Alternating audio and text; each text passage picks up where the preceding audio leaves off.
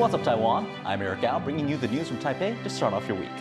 Taiwan is looking to its railways for weapons transportation. The military is in talks with Taiwan's state-owned railway company on how to use new trains to move heavy military equipment. Jaime Okan explains. Taiwan's military has dozens of different weapon systems, all crucial to defending the country. And the Defense Ministry is now making sure that it's able to transport and deploy these systems in the event of a crisis.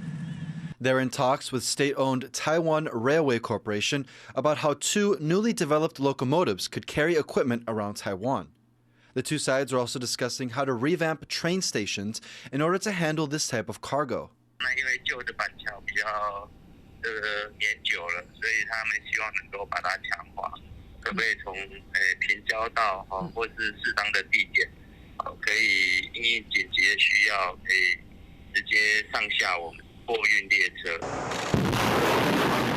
Taiwan has been trying to modernize its military, receiving new systems from the U.S. and also producing some of its own equipment.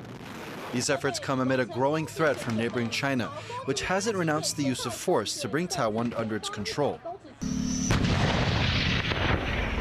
The country has been taking lessons from Ukraine's defense against Russia, which invaded the country in 2022. Taiwan has been looking at what weapons Ukraine's been using, how they can be adapted to the situation in Taiwan, and, more importantly, how to get them to the front lines. One of the real advantages Ukraine has had relative to Russia is that they've been much better at logistics. Logistics has been a major weakness for the Russians. So it's really fundamental to war, even if it's not the most sexy of topics. While Taiwan does have large transport aircraft that can be used in the event of a war, these planes would need long runways and are expensive to operate. That's why the military is making sure it has other ways to get equipment across the country. And trains like these will continue to play a bigger role in military logistics. 在特定时期可以协助部队减少长程驾驶的时候的这个磨耗，来减低部队的操作成本。那么在战时也可以协助部队做快速的转运。 More talks between the Defense Ministry and the Railway Corporation are expected in coming months.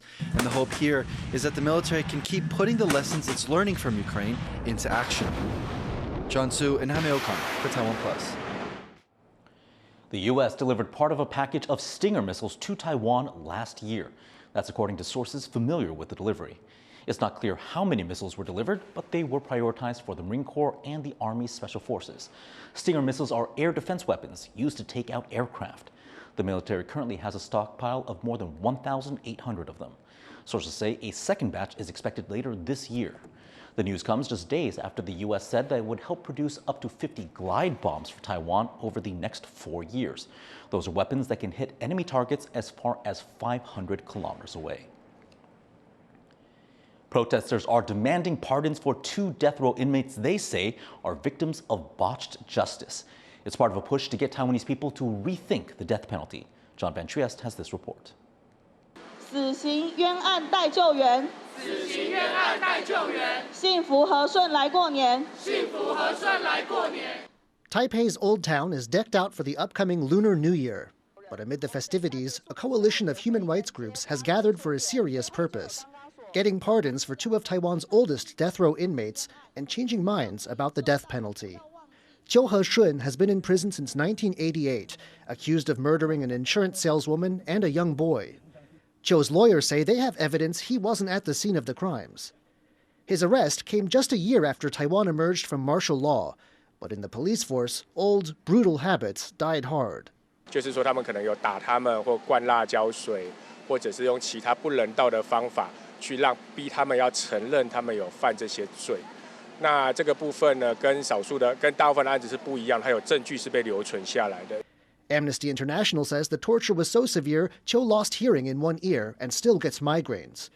It also says another death row inmate confessed to the murders just before execution, but police never reopened the case. When Wang Xinfu was accused of ordering a 1990 shooting, he feared similar treatment by the police and fled the country. But in 2006, a medical condition forced him to return.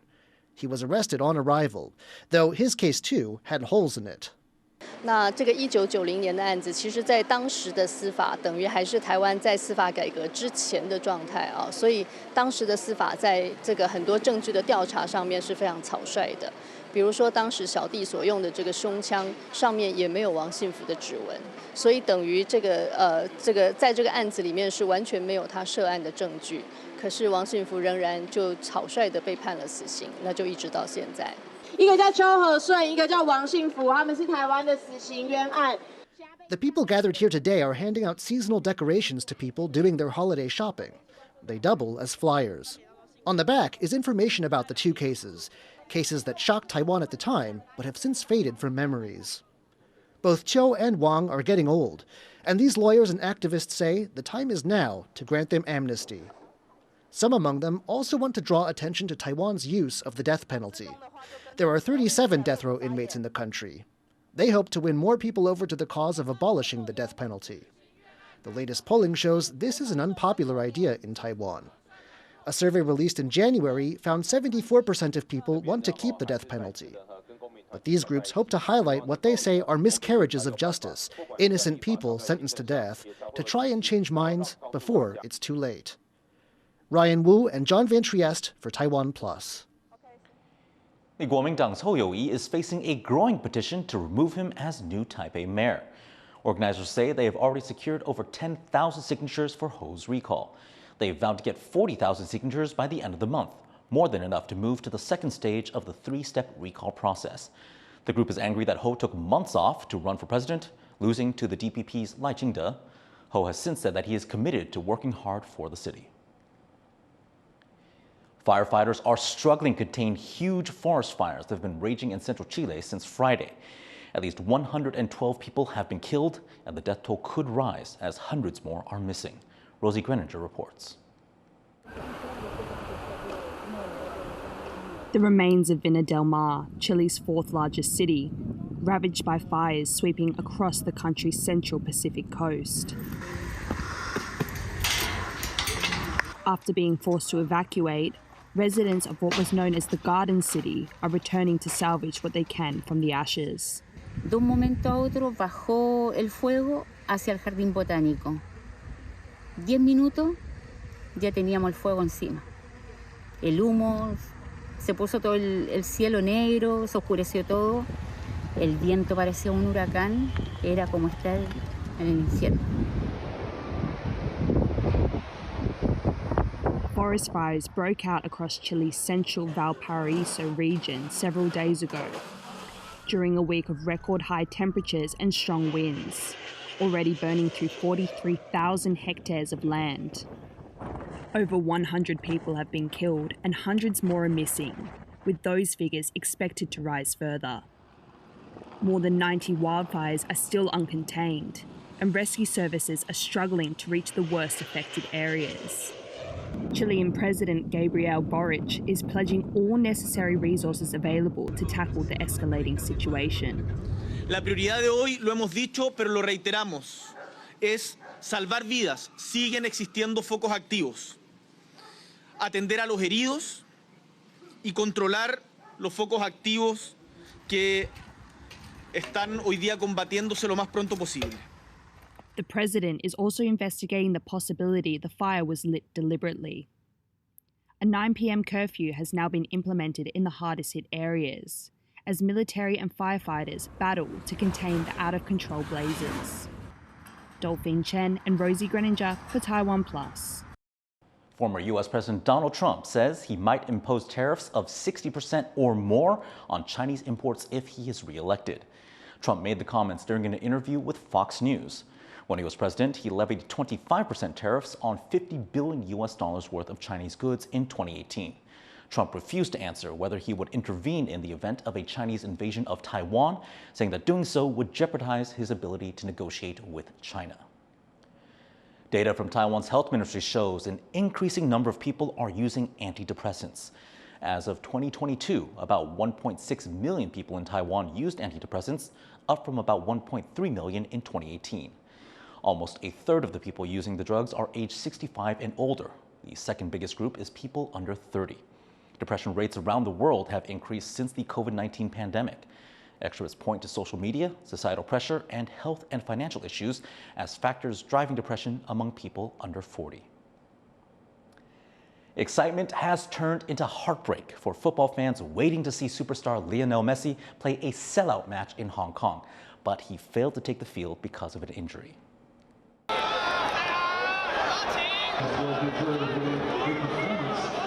Boos and calls for refunds could be heard from the 40,000-seat Hong Kong stadium during the friendly preseason match between Inter Miami and Hong Kong 11. The Hong Kong government has shared the disappointment, saying the organizers owe fans an explanation. It's threatened to cut the amount of funding it put up for the event. Singer Ed Sheeran has set a new record here in Taiwan after over 94,000 concertgoers flocked to Kaohsiung National Stadium to see him perform, the most ever for that venue. That includes both fans inside and outside the 55,000-seat stadium. Authorities say it took an hour and a half to clear the crowds after the show ended. This is the British singer-songwriter's second time performing in Taiwan. Sheeran is on his mathematics tour with his next stop in Bangkok. Moving far away from home is tough. A Vietnamese woman living in Taiwan was facing loneliness and depression until she found a new passion, making jelly cakes. Sandy Chi has her story.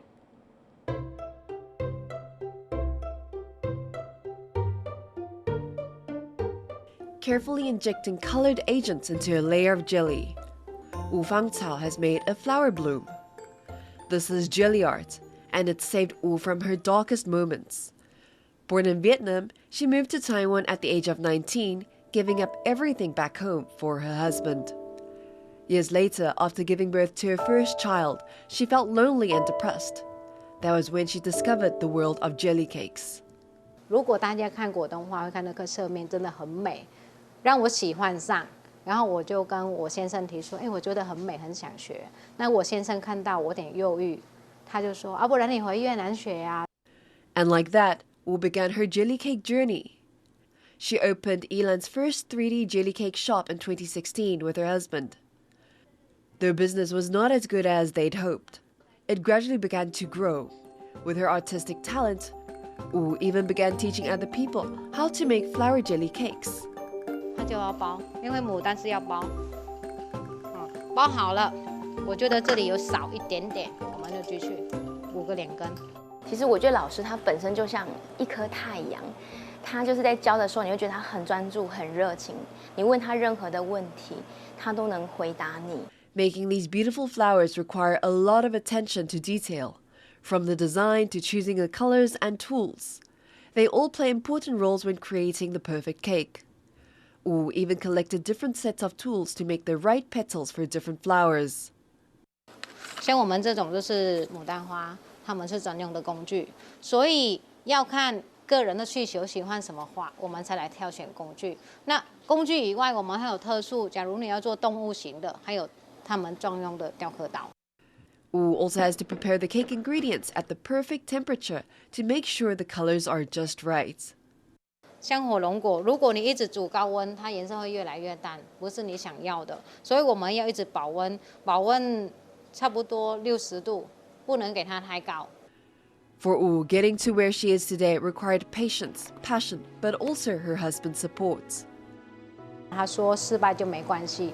以前我年轻有很多梦想，可是不敢去做，也没有人支持。那现在你有梦想，你可以去做，因为后面有我的支持。我想说。好感动哦，这个男的哈，我接对人。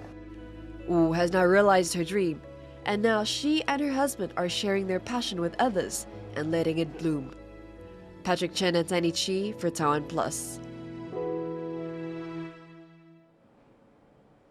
Thanks for joining us for What's Up Taiwan. Visit our website for more of our reports or download our app to get them on your device.